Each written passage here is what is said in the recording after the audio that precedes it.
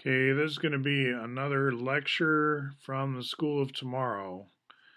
Now, let's see, there's Applewhite. I want to go back to the very beginning of the slideshow. That's the very end. So, what can I do here? All right, these are Google Slides, which you're welcome to use. I'm going to give the link in the YouTube notes. You can use these exactly as they are. You can say, okay, Kirby made the slides, but I'm giving the talk, and give it a different narrative. I'm just going over sort of the one way to do it kind of thing. I'm not even going to spend that much time doing it because I do this every so often just to show, that there is more than one way to tell the story. Probably more slides here than you're going to need. Explain what Synergetics is as far as the 2-volume published work around the end of the 70s, early 80s maybe. I mean, they were both out in the very end of the 70s, and Applewhite worked really hard on them. He is the collaborator, wrote Cosmic Fishing about the process.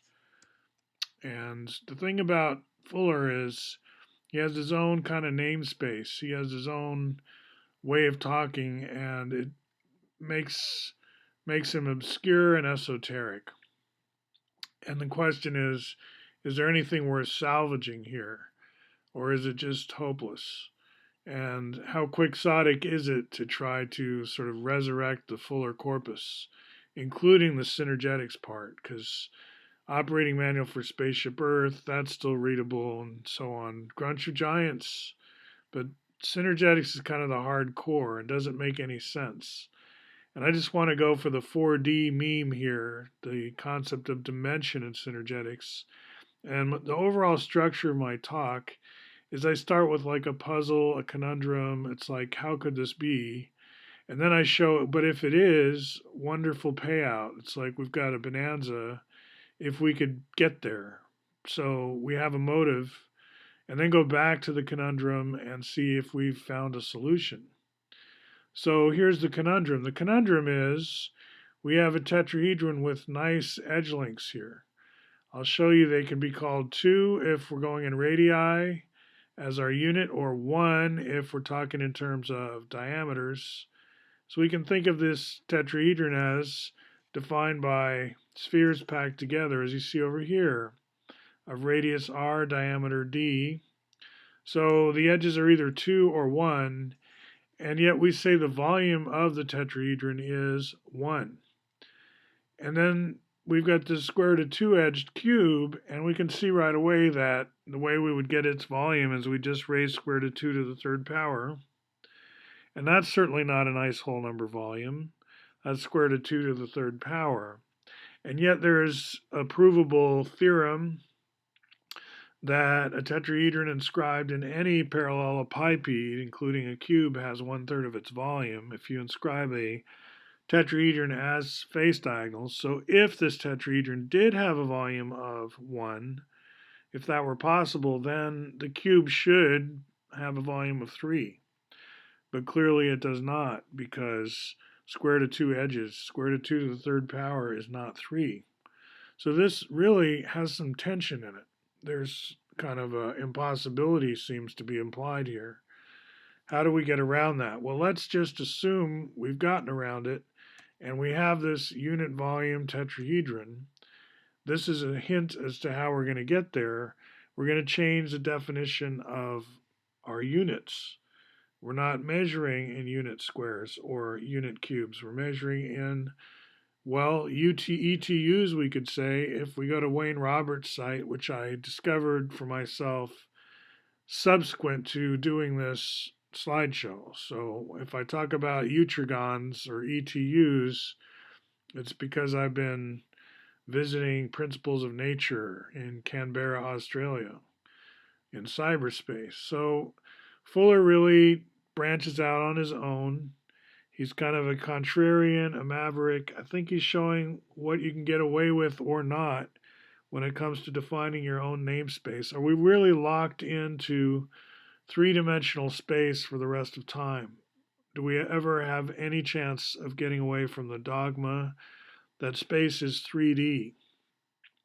And Fuller is trying to show us a way. He can just tell us that the tetrahedron is the key shape, it's the primitive, and it has four faces and four edges, or excuse me, six edges, four facets and four corners. So let's say space is always primitively like that. That's the first inside outside arrangement of sort of sticks. Now, if we say the sphere is more primitive, that's assuming it's got a continuous surface, but maybe we don't assume that in synergetics. But we do assume that the tetrahedron has a unit of volume. And then that gives us this octahedron, rhombic dodecahedron, and cube, as I've mentioned, of also whole number volumes. Now, it's not like the edges are always the same here. It's the face diagonals of the cube that are tetrahedron edge, and it's the long diagonals of the rhombus diamonds that are the tetrahedron edge. And the edges of the octahedron are indeed the same. So it's not controversial that these are the volume ratios. What's controversial is could we ever get there and have a tetrahedron with nice whole number edges?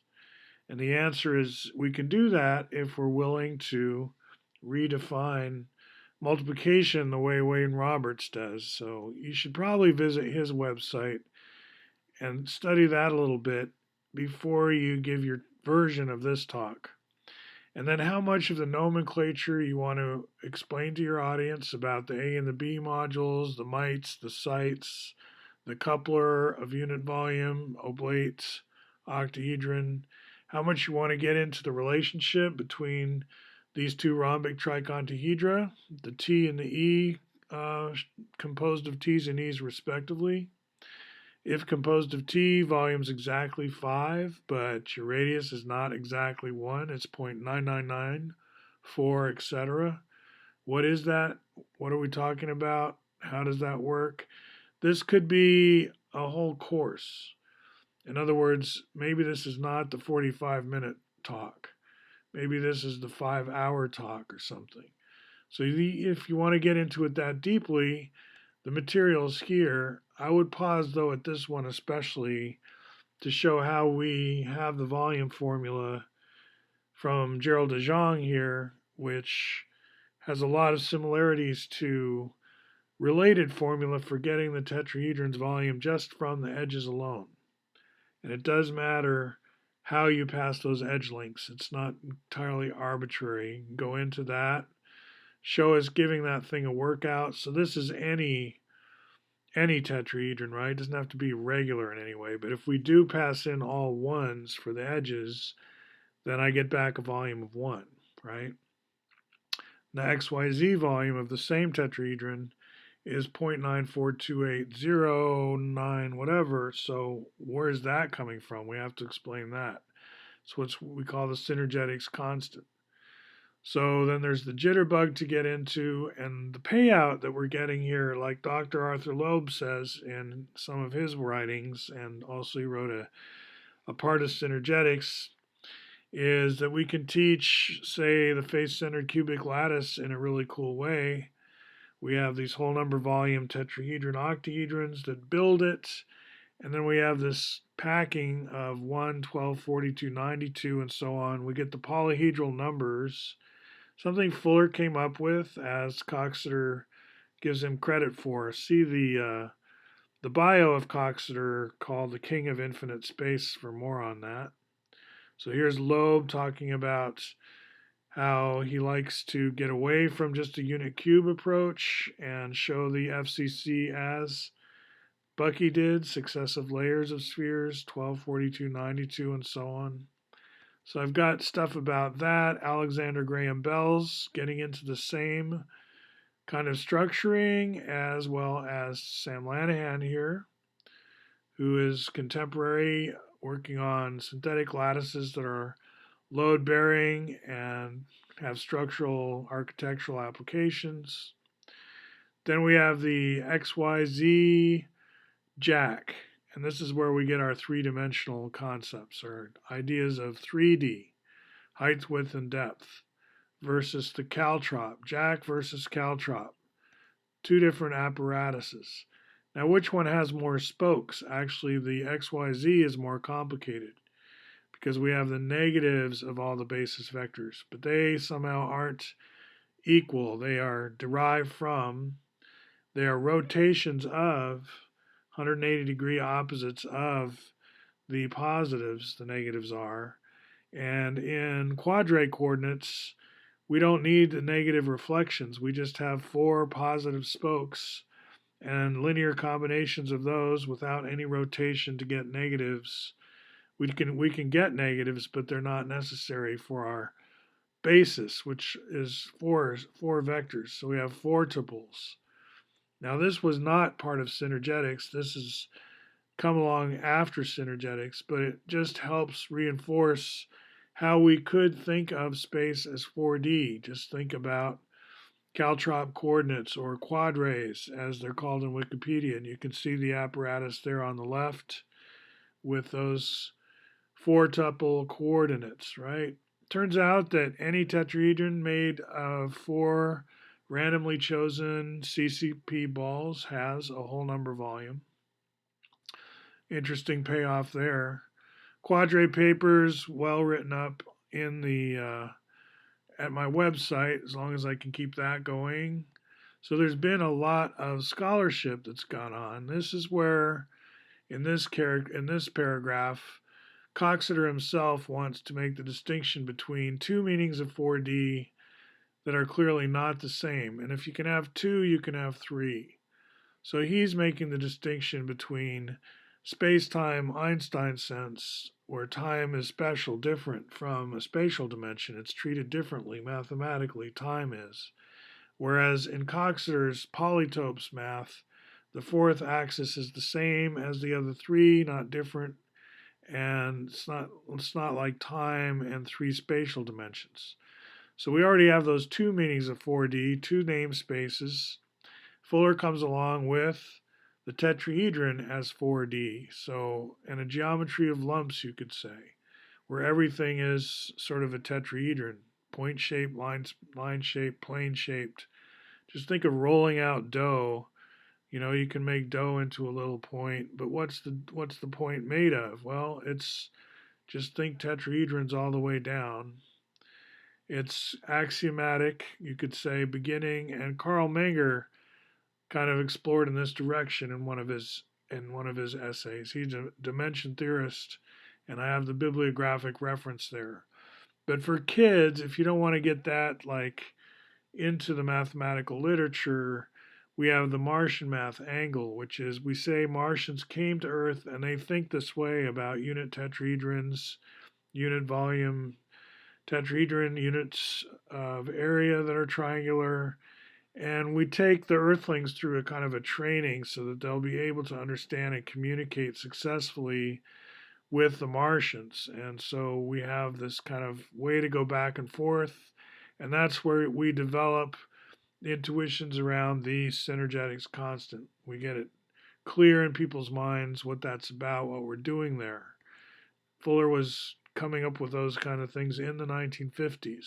So we don't say that's a new idea. That's not since synergetics. That's part of early synergetics, as is all different ways of defining things, a whole other namespace, which once you're confident has a pretty interesting hardcore, you might have more patience for the rest of it. And here we have Darcy Thompson writing about how he thinks maybe we could say the world is 4D if we remember the, let's see, does he actually mention the tetrahedron? Suppose we lived in some sort of close-packed crystalline medium, say a tetrahedral one.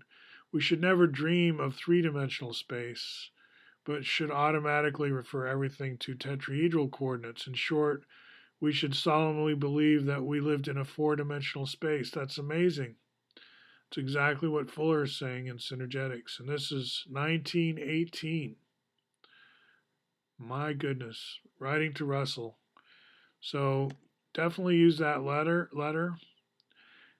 This is the Carl Menger reference, geometry of lumps. Everything's a lump. Lumps are tetrahedrons.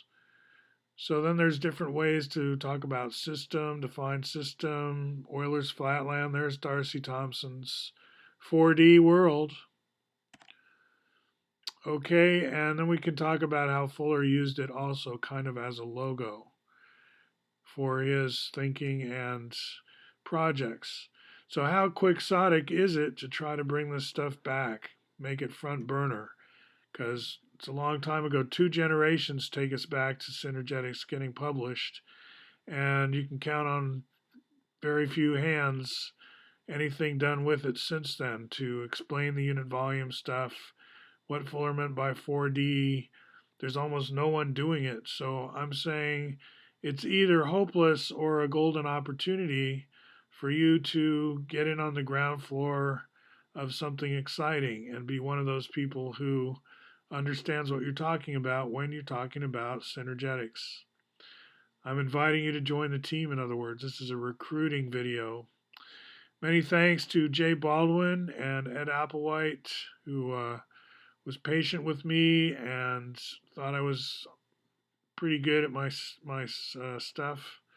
And Jay too. I felt good that they respected me and I respected them. So and now they're both gone, and I won't be here too much longer. So let's see who wants to pick this up. I'll talk to you soon. I hope that was entertaining, maybe even enlightening.